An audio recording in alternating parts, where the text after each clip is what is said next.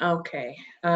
So now we're going to talk about the actual home buying process, what needs to be done to get the ball rolling, and just some basic information that anybody can learn to get their ball rolling for home ownership. And I just want to say that if you are out there and you think, oh, that could never be me, I could never own a house, I could never, just stop telling yourself that. I think that's the first thing Mhm. that you need to, I think that was the first thing that I needed to do for myself when I realized, like, no, I'm gonna have a home. And Right. I put it on my mirror. I wrote it down. I put it on my mirror. And every day, all the time, every time I looked in that mirror, which was right there by my sink. So every time I used the bathroom and washed my hands, it was right there, Right. on my mirror. And I would say, I am a homeowner. I'm a homeowner. Mhm. Um, and a part of that, and I think that a part of the issue with home ownership with a lot of Black people is credit, finances. We were never taught how to budget. We're never taught Mhm. what it takes to buy a house. And so I know, like, for me in college, my first year in college, I had this great thing called a credit card, and nobody ever told me Right. about credit. And so I used and maxed this credit card out and never paid the bill and all this Oh, other my. stuff. Okay. And the credit thing is a snowball. If you have zero credit, or if you have decent credit, they will offer you anything. You don't have to take anything. You don't have to. Just because they offer it doesn't mean that you should take it. Um, and that was something that I did not know credit wise was, oh, they're offering it to me. That doesn't mean that you should take it.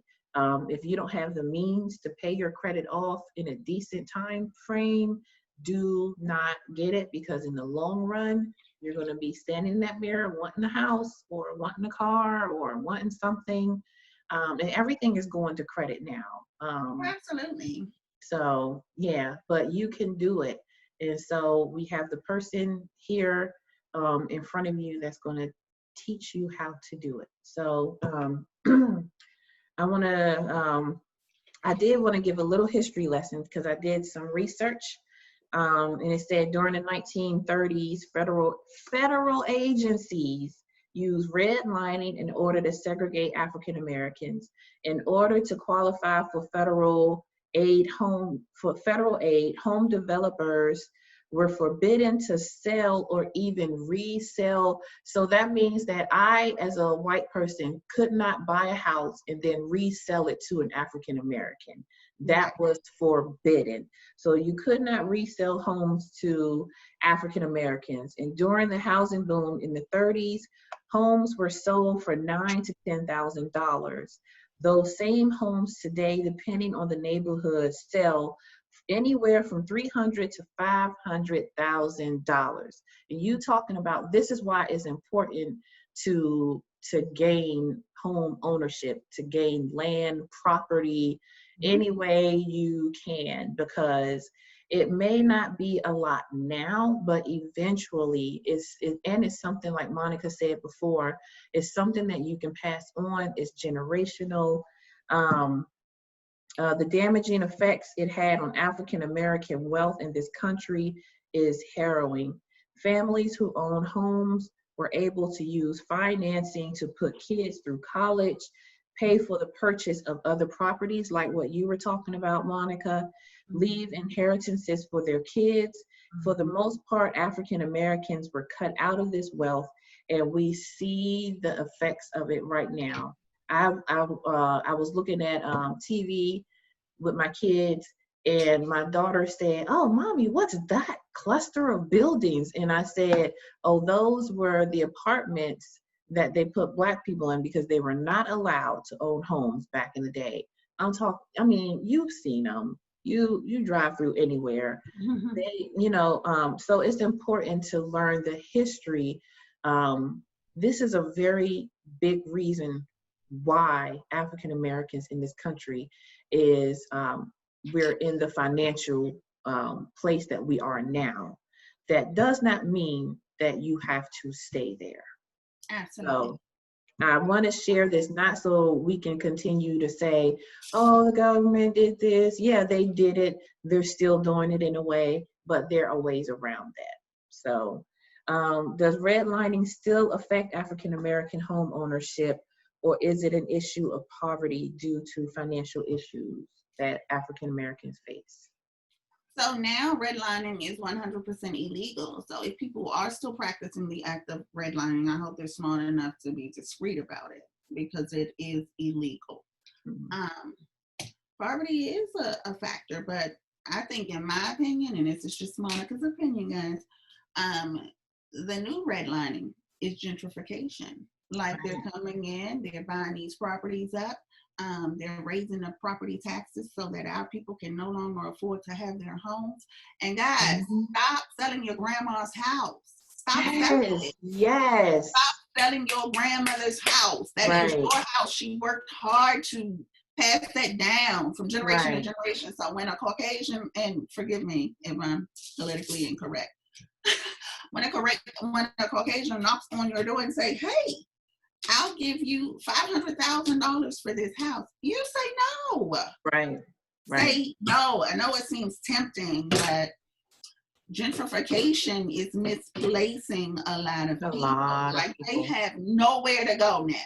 Right. They can't live in the neighborhoods that they're used to, that they're comfortable in, because those neighborhoods are taken over by the other people, Mm-hmm. and now the people who are still there, they may be struggling with, again, paying their mortgage if they have a mortgage, because of the rise of property taxes. Right, And right. it's So only don't going let to get the, worse. And you can't yeah, get back in now if you sold, because you sold at what, 100,000, and now you're trying to go back. It's 600, 700,000.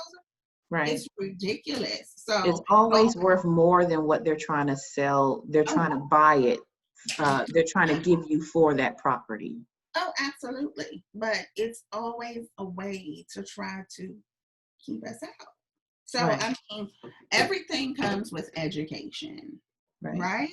right. So, stop selling your grandma house, okay? I Mm-hmm. don't care what type of condition it's in, it can be rehabbed. You do it, you keep it in the family. You don't Right. have to do everything at one time. Keep the property, do a little bit here, do a little bit there. Just keep the property. Stop Mm-hmm. selling grandma's house. Don't sell grandma's house. Don't sell grandma. I'm so glad that you brought that up because it's true. Like I mean, I people that I know even in the DC area who bought homes, like they have this little house and then next to their little house is this huge building, or across the street is a huge building. And she said, well, they're trying to buy me out of my house, but I don't want to sell my house. I love my house, but they're still building around it. So they're trying to force people out. But just always know that what they're trying to give you for that property is Right. substantially Lower less than what than it's worth. what it's worth. Mm-hmm. So, So, um, and I'm glad you brought up that point. People, do your homework. If you do want to sell, or if you have to sell for any particular reason, don't just take a number because it sounds like a good number, because it's right, way more than what you owe on a property, or it's way more than what you have in the bank now. Do right. some investigating. You can hire a realtor for not even hire, you can talk to a realtor for a free consultation to see what your home is worth. You do not take the first person's offer that's coming to you, because believe you me, if somebody is trying to come and give you $200,000 for a house Mm-hmm. that's not for sale, it's probably worth triple that. Do not Oh, steal without, especially without doing your research. right, I don't care right. how tempting it sounds. Mm-hmm. No, do your research, because if they want to buy it that bad, then they're going to have to buy it at the price of which it's worth. Right, right, So don't just give your house away, because that's pretty right. much what a lot of us are doing. Like, because Yeah. people will come to you, like, say for instance, you don't even have a mortgage on a house because it was a home that was given to you, from generation to generation, passed down from generation to generation, and it doesn't have a mortgage. If Mm-hmm. somebody coming in and you're facing hard times, or you're probably trying to sustain because of taxes or whatever, somebody coming in and say, "Oh, I'll give you $300,000 for it right now." that's going to sound real tempting to some of us who are Right. economically challenged, you know? Right. No, do your research. You can wait a little while longer Right. before you sign anything. Do your research to see, okay, if they give me 300,000, somebody else might give me 5, or what can I actually get for it? So if somebody puts the idea in your head to sell and it's something that you're really considering, get your numbers first. Right. So Can they like overbid, like I want 1 million and work their way down like with everything else? Is that like something that they could do? well, I mean, anything is possible in real estate, especially in this market. And gentrification is running rampant through our Oh, uh, it's running through DC. It's running through Southeast. Good Hope Road. you don't even have to tell them. I mean, Right. so I have a situation right now. I have a client. She wants to sell her home. Mm-hmm. And somebody was like, "Oh, I'll give you 250,000 for it." She was like, "Monica, they said they'll give me 250,000." I said, "Don't you take it?" So when Right. I ran a comp, she can get like 505 for her house. You know, Really? I'm Wow. like, "Are you serious?" She was like, "I didn't know." I said, "You can't be mad at yourself for not knowing, Right. right? You know now. So Right. be mad at yourself if you sell for 250 now because you know you can Right. get 505." Right. So it's all about research. Do your research. You know, don't So just let always somebody come and appraise your screw you. home. If somebody is trying to buy your home that grandma or great grandma bought with her hard earned money, Mhm. and they're trying to buy it, always get it appraised Absolutely. before See you what accept anything. mhm. And this is the thing, if you don't have money to pay for an appraisal, because those can get pretty costly, then just have a realtor come and do some comps. You don't even have to listen to just one of us. You know, you can get Mm, 3 different opinions. It'll definitely be a ballpark figure of what your home may be worth. And then at that point, if you want to get a real appraisal, go ahead on and do that. But you can get some free comps. right. They're called comparables. You can get those free Hmm. from agents, and you don't have to just trust any agent. You know, you can get just get a few of us to get you some comps to Right. see what the houses are going for in that neighborhood and in the condition of which it is. You know. Right. Oh, I'm so sorry. So it's very important to do your research. And I know it may sound tempting, like especially if you face with hard times, you know, you got these bills coming in, just struggle a little bit longer. Don't sell Struggle a little yourself, bit longer. yeah, don't sell yourself Yeah. short. Because Yeah. I mean, it's gonna be a position where you can get out of debt forever and have enough money to start all the way over again and never, That ever, is so ever great. get in Hmm. financial Right. trouble again if you do the right thing. So don't let Right. somebody come in and snatch your house up. Right. Because they will if you let them. Right? Are more Black women buying homes these days, or is it more like Black women, Black couples, Black men? Who are buying more homes these days? Well, it does seem to be more Black women, and I didn't pull the statistics, so I do apologize. However, there is a huge gap in Black homeownership. It has declined since 1968, and that's when discrimination was legal. There are so many Black people who have gotten thrown out of their homes, especially in 2008 when we had that whole situation Right. take place, that recession. And people now, I think they're afraid to try again. It's Right. a lot of contributing factors. Like you said, lack of education and not knowing how to purchase after something devastating like that, maybe like a foreclosure or a bankruptcy or something like that. You kind of feel like helpless, like you can never be a homeowner again. That's false. Hmm. And this is something we can brag about, and you can pull the statistics to this. Black women are the most educated group of folk in the United States. We hold the most degrees, but we also have the most student loan debt, and that's the number one Right. hindrance of qualifying for a home loan. Right. So, outside of bad credit, of course, but don't worry about credit. Credit is temporary. Hmm. That can be fixed. And I don't care how bad you think your scores are, it can be fixed. So if having bad credit is the reason you don't have a house, you can have a house because you Hmm. can get easily. I'm not going to say it's easy, but it's definitely something that can happen. You Yeah. know. It takes a lot of hard work and discipline. Oh, You know, absolutely. I had But to work. I had to discipline myself and say, no, I actually saw where you posted, I think yesterday, you said on your post that something along the lines of, you guys are going to see me wearing the same clothes because I'm trying to build wealth. And in order to do that, I need to buy more homes. I think that's oh something. no, I said you guys are going to be wondering why I keep wearing the same thing, Yeah, because that's not important to me anymore. Looking right. cute. I've had the bags, I've had the luxury cars. Now I want to put that money into leaving my children something. Right. I want to leave my children property, and I want to educate them on how to keep the property and how to grow their income from those properties. So, Hmm. like, nothing that used to be important to me is important to me anymore outside of generational wealth. And that I'm going to do through home ownership. So I don't know how many of you looking is ready to jump on this bandwagon with me, but we all need to ride this because we need to be able to pass down something to our children more than our bills. Right. Right. And with passing a home down to them and giving them the necessary tools to keep it and how they can use it to build more wealth, those are the things that we need to be concentrating on as a community right Hmm. now. And I Because think people are you passing us you by. Go ahead. said something important. Also, is like teaching your children how to gain wealth and how to maintain. I think that one thing I try to do is teach my kids what I do, um, and showing them what I do. Kind of like taking them to work, I guess, in a That's way.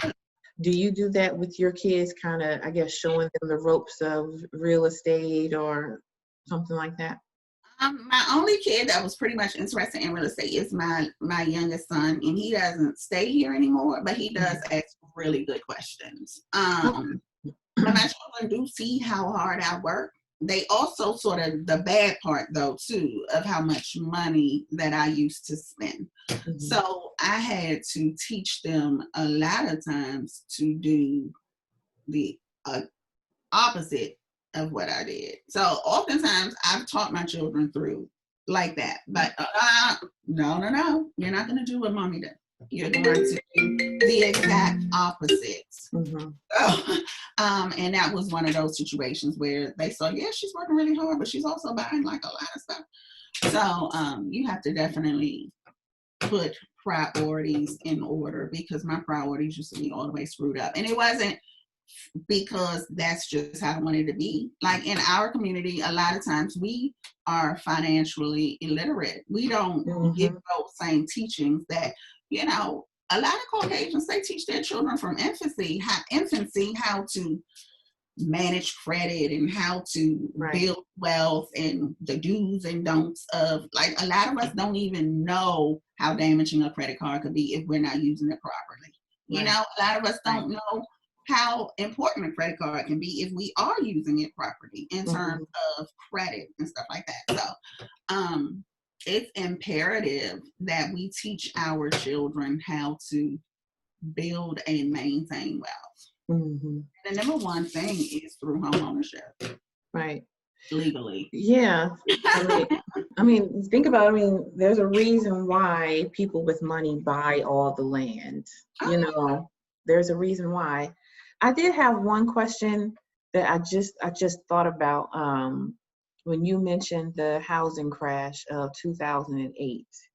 Um, and there are some people, myself included, sometimes I look at the market and I look at like the interest rates are falling and this, that, and the other. Can you talk about um, how do I form this question? Because I didn't even plan it. Like another possible housing crash, and how can we prepare? Like, should we buy? Because I somebody did ask a question. How do we? I I don't know how to ask that question. How do you stay safe from foreclosure and things like that? Right. Should there be a crash? Um, Right. well, first of all, you have to be financially responsible. Mm-hmm. Try to save more than you spend. Mm-hmm. Um, when I didn't know how to be financially responsible, I would lean to like podcasts from the very rich people. And so Mm-hmm. people like Oprah Winfrey and Michael Jordan, they teach to have at least 6 months worth of savings Mm-hmm. in your savings account, because usually a crisis, you can kind of dig yourself out of it within 6 months. I mean, some people can't do that. Mm-hmm. But if you can have at least three, I I don't know how to predict if there's going to be another crash like 2008. Right. So I do apologize for that, but I think that if you be very responsible, the Mm-hmm. chances of you being affected by that are slimmer than if you were just out here, spending money on things that really is spending money on stuff that's going to appraise in value. That's pretty much what I can say, Right. and try not to use credit unless you have to. Mm-hmm. So this is one of the situations that bothers me. People aren't educating their clients on what to do to maintain their homes after they've worked so hard with them to purchase. So Mm-hmm. about the debt to income ratio. That is your income, the money you make against the money that you spend. Mm-hmm. That's how they qualify you for an amount, right? And so you can easily pay down $100,000 worth of credit cards to zero balance and qualify for more home.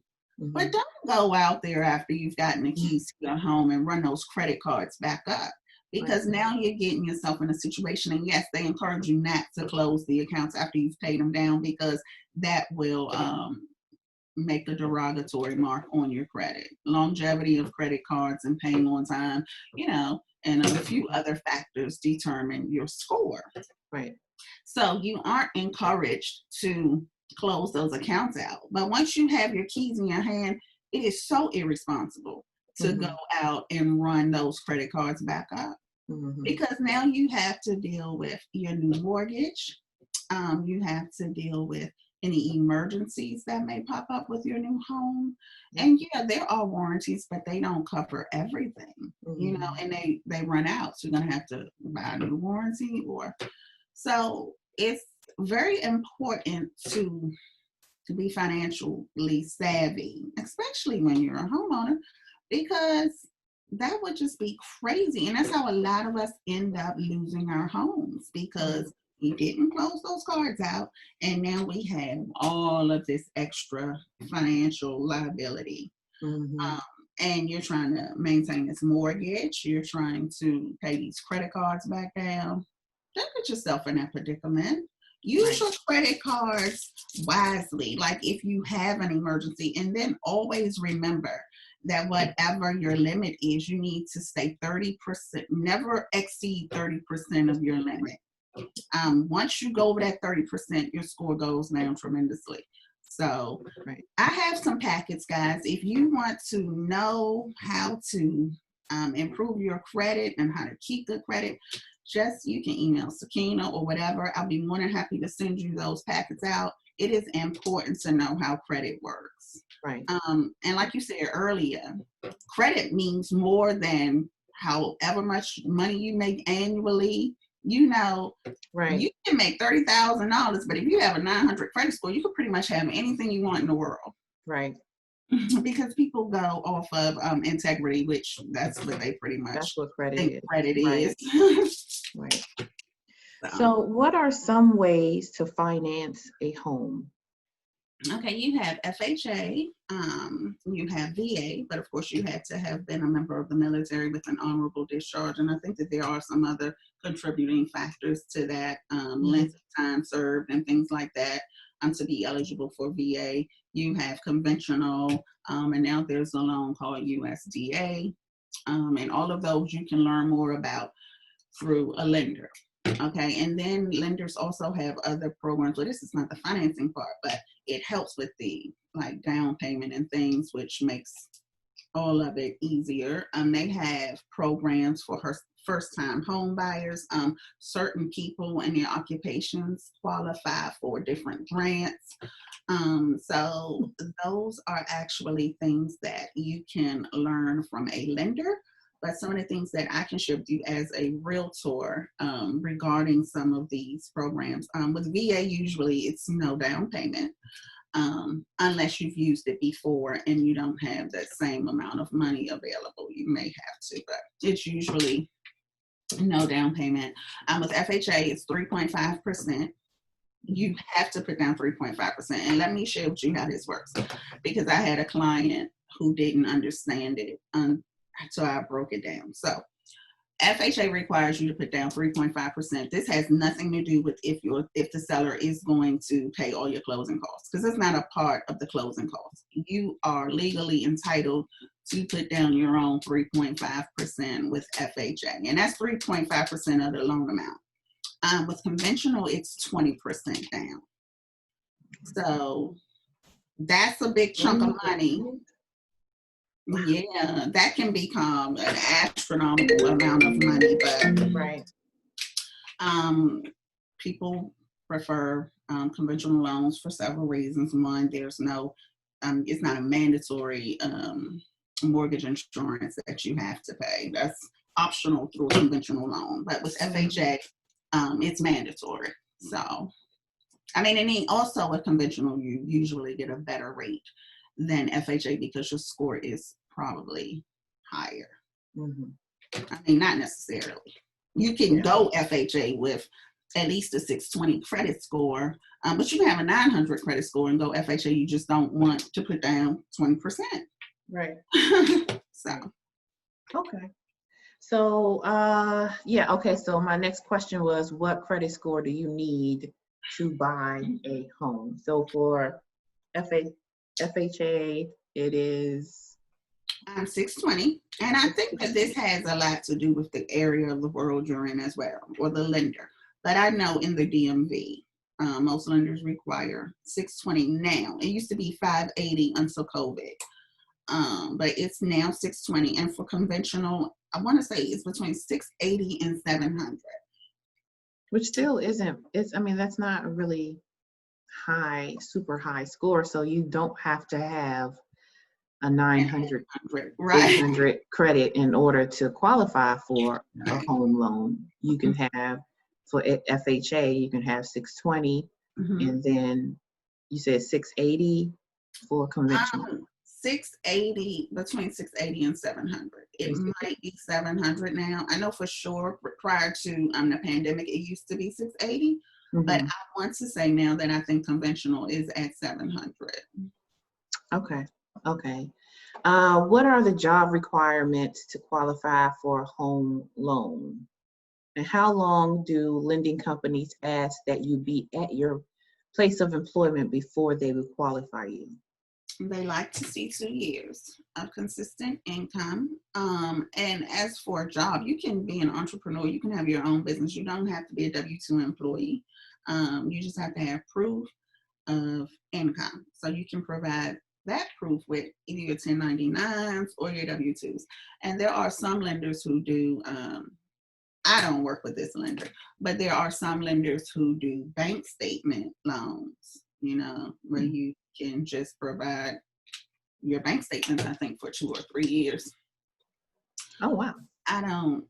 My lender doesn't work with that program, but there are some of those lenders who still do.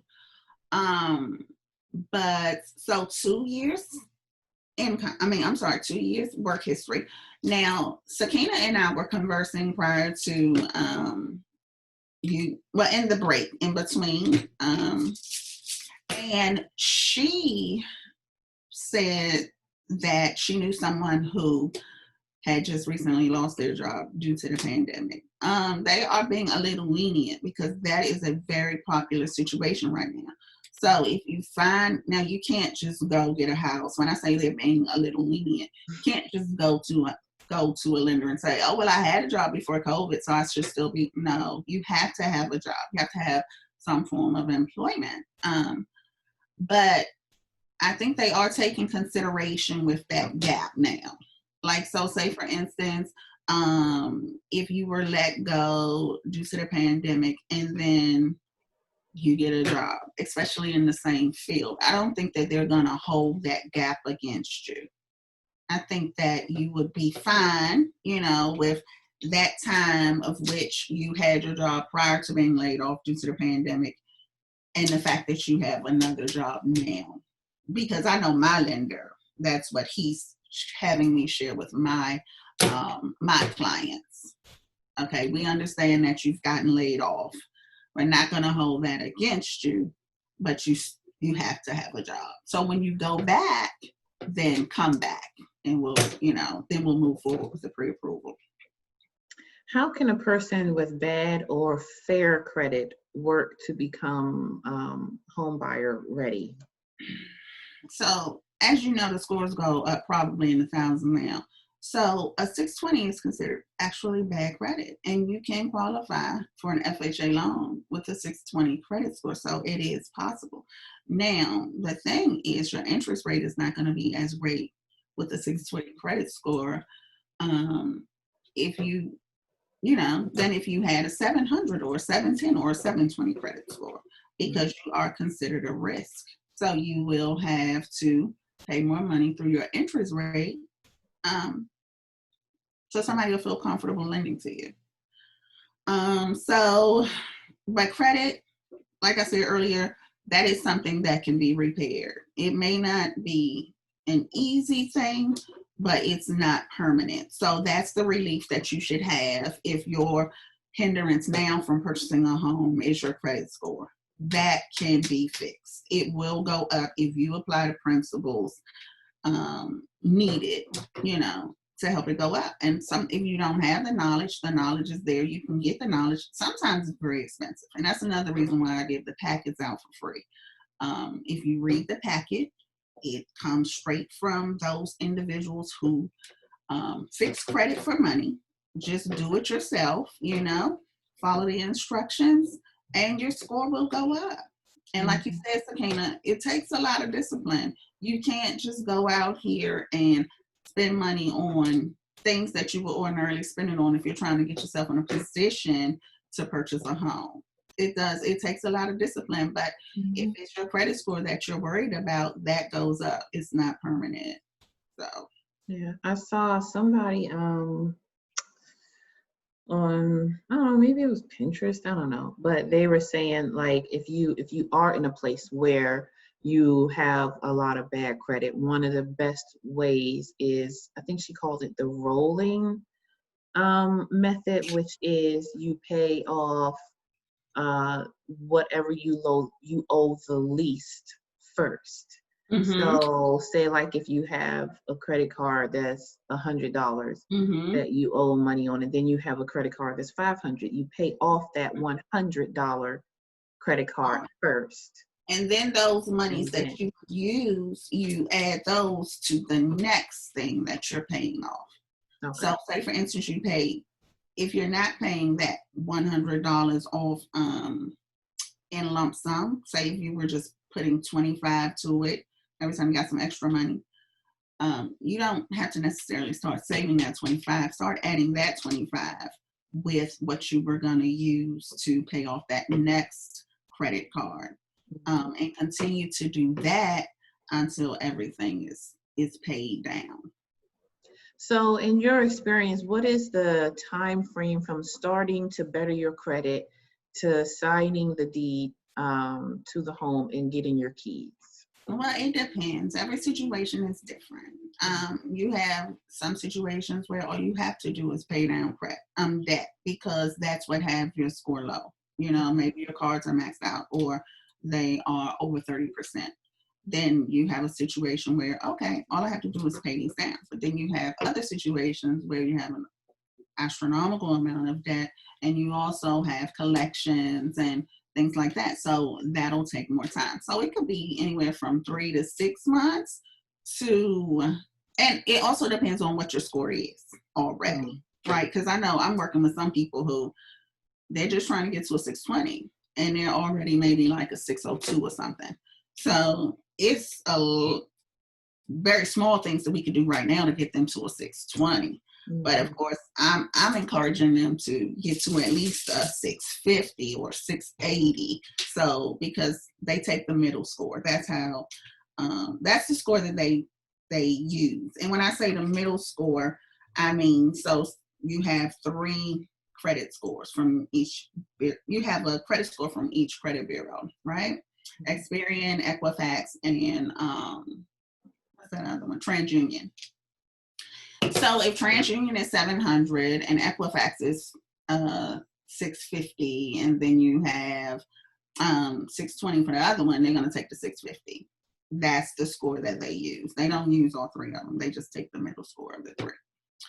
So that fluctuates often depending on when you pull the credit report and all of that. So try to get up to at least a 620. So it depends on the situation. It can go from 3 to 6 months to 2 to 3 years. But it doesn't even matter within that time period. Just make sure that you stay consistent and disciplined. And no, those are hardest things actually. To mentally prepare yourself for the discipline that's gonna come with getting your credit straight. Okay. So I have, I think, just a few more questions. One question, one person asked me to ask you was about Section 8. Are there realtors that work with people who have Section 8, either to rent or to go from rent to own? How does that work with people who are on Section 8? Well, I can't answer for all realtors. I know I don't discriminate who I work with. If I can help you, I can help you. I will help you. But I can say that there aren't a lot of rental properties that accept vouchers. Not that I've seen. And I'm primarily work in Maryland. So when I'm looking for properties for people, I don't come across a lot of them that says we'll take vouchers. I mean, there are a few. And then, I mean, you can always call the listing agent to see, but the answer is usually no. So I think that realtors will work with people on Section 8, but I mean, it's very limited selections out there for those individuals. And as it relates to the lease to own program, there are requirements.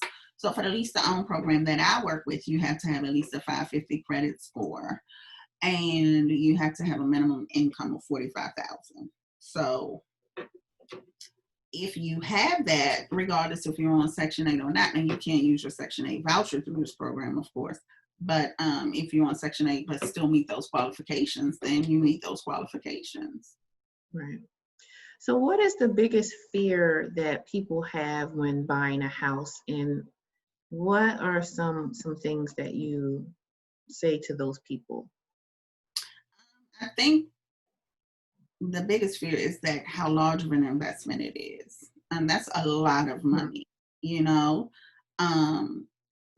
I just pretty much do a comparison for them, you know, what you're paying for rent as opposed to what you'll be paying in mortgage. They pretty much get a clear understanding that you are throwing this money away, because usually the rent is at least $200 to $300 more than what you would be paying in a mortgage if you lived and if you owned that same home.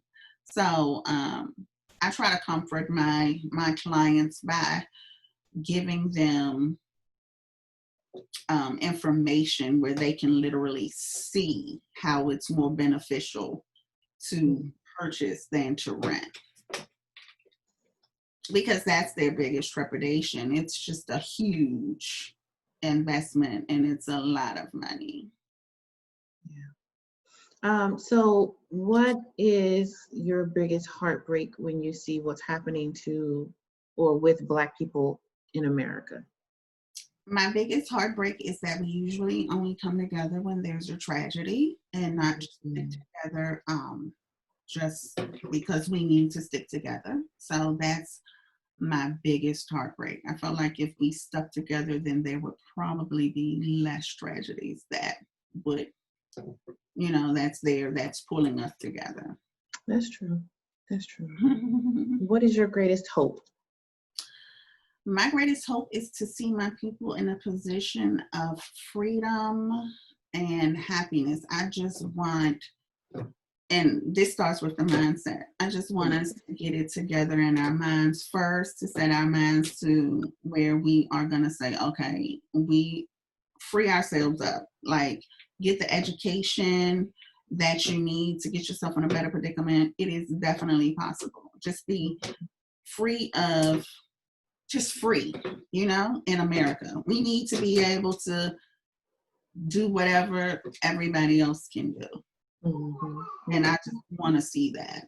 Yeah. Yeah. I think if we keep, I think if I take nothing else from this conversation today, is perseverance. Oh, yeah. It may take a longer time to get there, but that does not mean that you won't get there. Yeah. And I mean, everything, in life, what you get quick goes quick.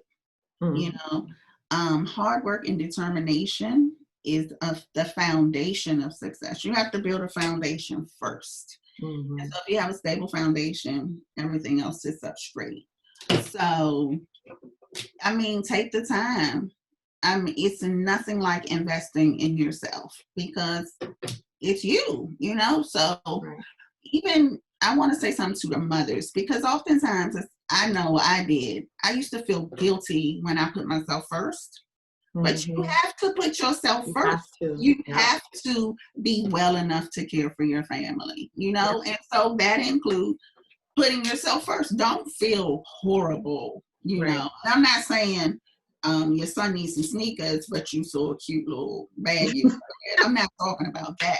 I'm talking about don't be afraid to take some time for you, enjoy something that you love doing, something that makes you happy, because when you're happy, your household is happy. So we as Black women, we have to learn to pamper ourselves and love ourselves so that we can take better care of our families.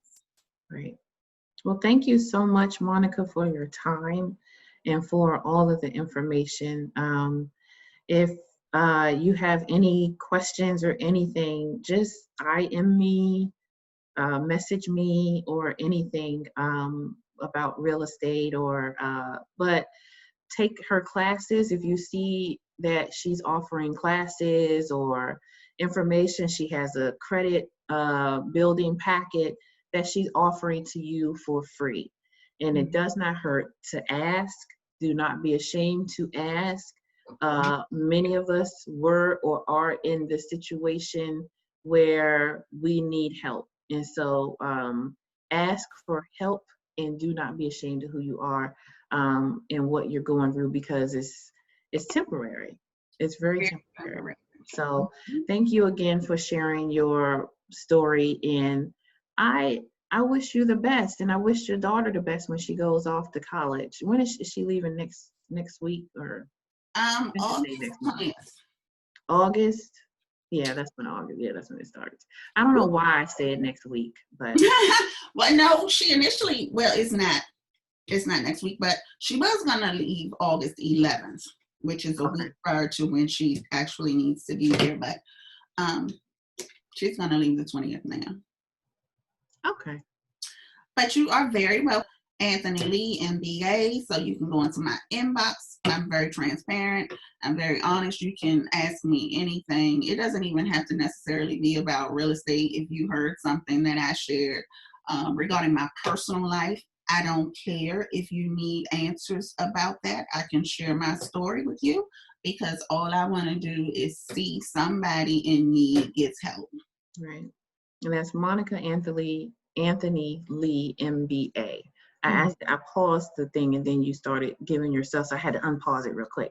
Oh, but Monica Anthony Lee, MBA on Facebook, or IM me.